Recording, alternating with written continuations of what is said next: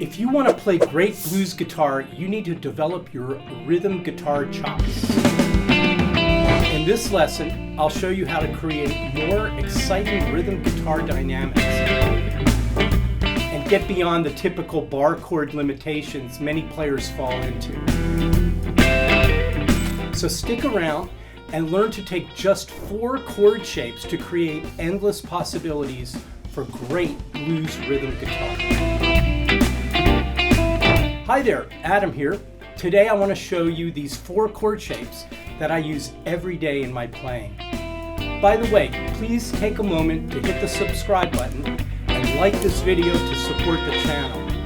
Let's get started.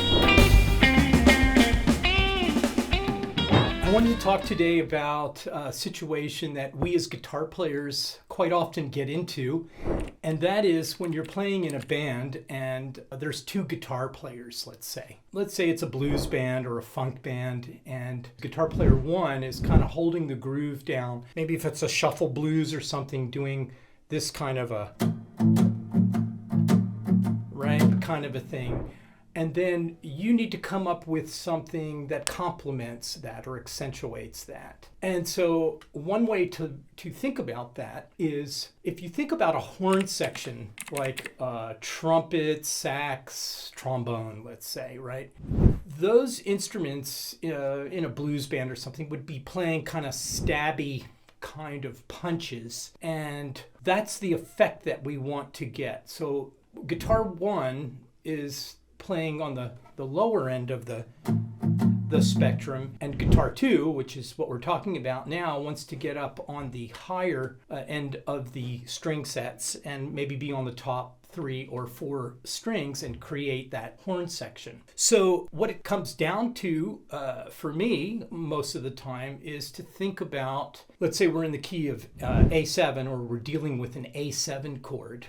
Well, the A7 chord has 4 notes in it. We have A, C sharp, E, and we have a G. And that's the root, the third, the fifth, and the flat 7. So let's say you wanted to play an A7 chord with A, or the root, as the highest note in the chord. Okay, well, one way is you could play a big fat bar chord, but there's a lot of weight to that, and it's going to get muddy with what the other guitar player is doing. So like I say, you want to get up on those top 3 or 4 strings. And the voicing that I kind of gravitate towards when the root is on top is this one. It's like an A9 chord, but there's no third in the chord. So we have something like that. And I might play something punchy with this, like,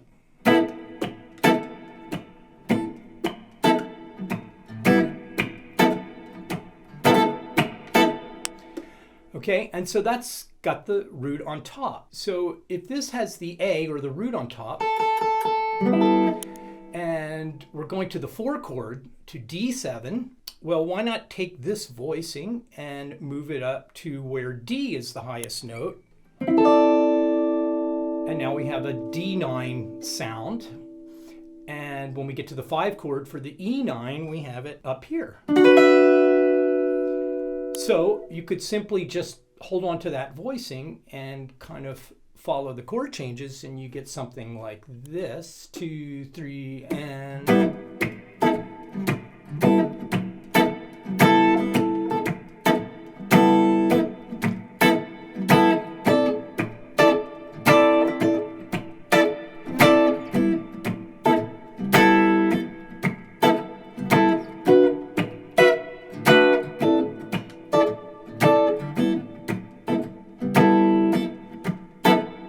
right? So each of those chords had the root on top. We just moved the same shape around. Now, I was just saying that an A7 chord is A, C sharp, E, and G. So let's deal with the C sharp. Well, funky bluesy voicing that I like is, here's the C sharp at the 9th fret.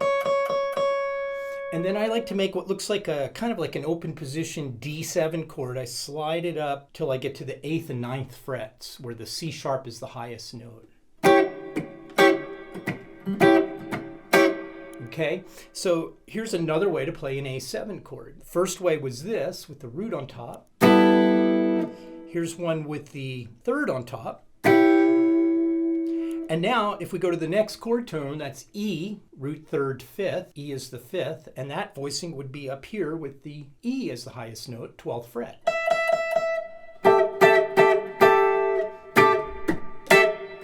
So while this is going on, you might think of yourself as a horn section playing these stabby kind of chord rhythms. Or root on top. Okay, and then the last one, the last voicing would be the flat 7 of the chord, A, C sharp, E, G, and the G could be found here at the 3rd fret or all the way up here at the 15th fret. The shape I like to use, some of you might know this kind of old bluesy A7 chord, sounds like this.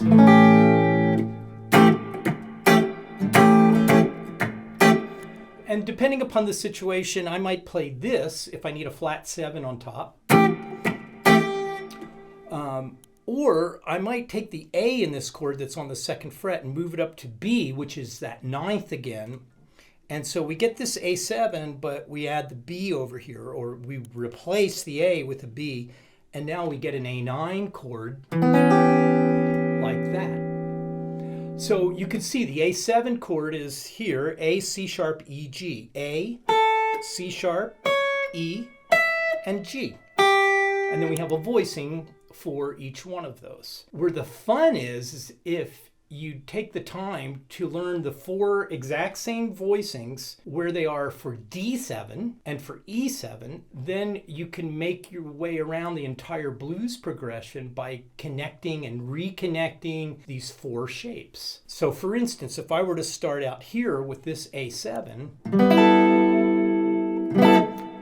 I'm looking at this A I have on top, and hey, that A is in the D7 chord. Well, how does it function? It's the 5th. What's my 5th voicing? Well, it's this one. And so now I have a D7 with an A on top that connects to this A7 with the root on top. So now I get, this is A7 to D7.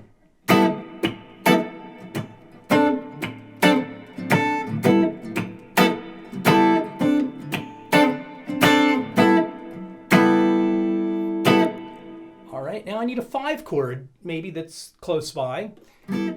Well, A is not in an E7 chord, but if I just go back a half step, 1 fret, this note, G sharp, is in the E7 chord. And how does it function in the E7 chord? It's the 3rd. What's my 3rd voicing? That's the one that looks like a D7, open position chord that we kind of move up. So the thing about this chord though is there's no root in this chord. So you have to figure out a way to know that either this is the 3rd and then you grab this, or if you need an anchor like an E, to get you in, the root would be on the B string. It's at the 5th fret.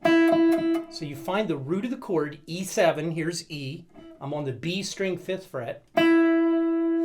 Just slide back 2 frets, make that shape, and you have an E7 chord. Okay, so check it out. I'm going to use these 3 voicings, A9, this funky little D7, and again, I'm thinking of myself like a horn section, 3 horns, sax, trombone, trumpet. Okay, and then the E7 is this guy. So I'm going to go around the blues and I'm going to use those 3 shapes and connect them, and it sounds like this. A 1, a 2, 3, 4.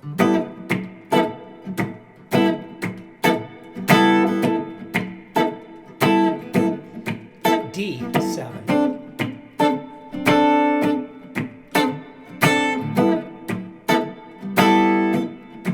Then the E, D,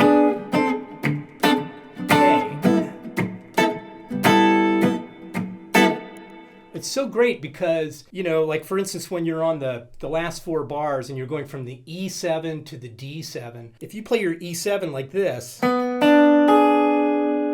all I have to do is move these 2 fingers up like that and I'm on the D7 chord. E7, D7, and then this note stays on top and becomes the root. Okay?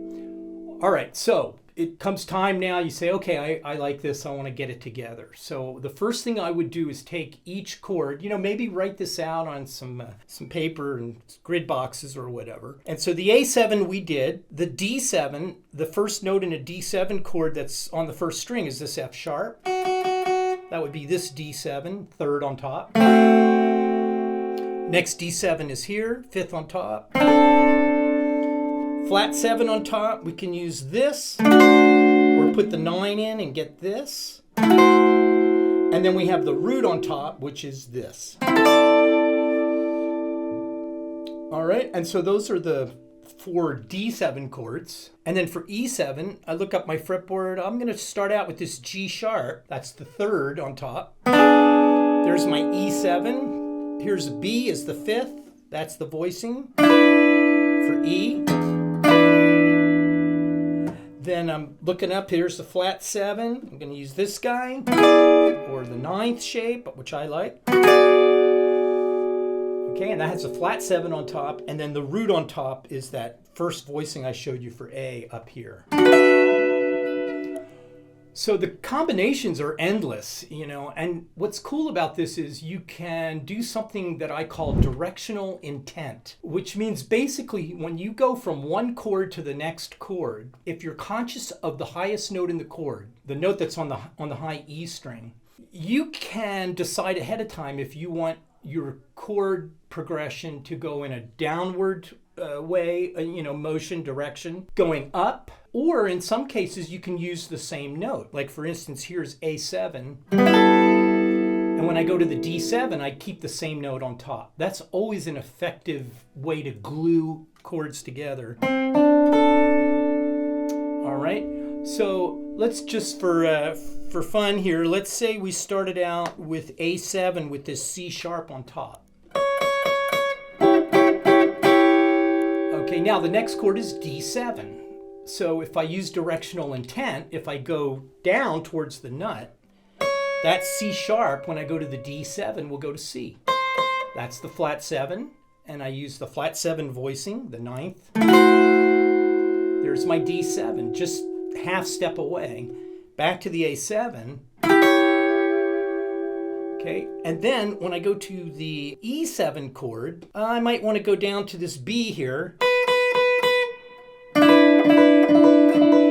That's got the 5th on top. And then, this is cool, it goes up a half step to the 4 chord. And then we go back to the 1. So we get something like this. A 2, 3, 4. A7, third on top. 4 chord.